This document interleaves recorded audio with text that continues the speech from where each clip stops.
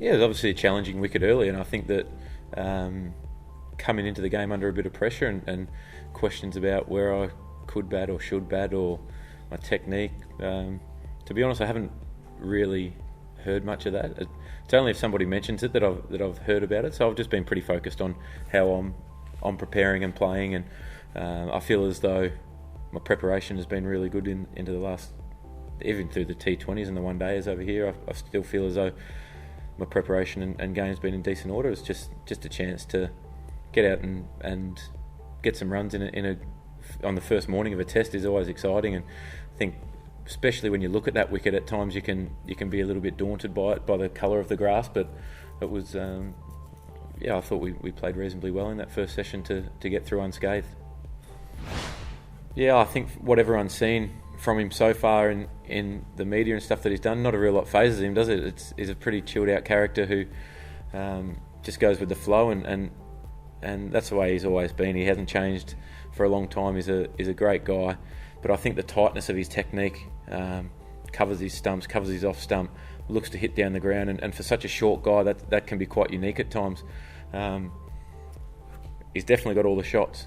But I think the way that he adapts his game and his game plan depending on the wicket, depending on the attack, I think that'll hold him in great stead going forward, and we saw a glimpse of it today and it was pretty impressive. Marcus Harris getting bumped out by a 100k off spinner, might have been the first time for that for a while in Test cricket. I think the bounce that Nathan will get will be crucial on this wicket. We saw when Vihari bowled that fuller length, it was tough. There was some chances created for the left-hander for Sauce there. So I think Nathan will enjoy bowling on that. I think the bounce, as much as anything, he talks about how much more effective it is, or he is, when you do have that bounce, because you can get guys caught on the crease. It brings in your bat pad and your leg slip, so no doubt he'll be excited by it.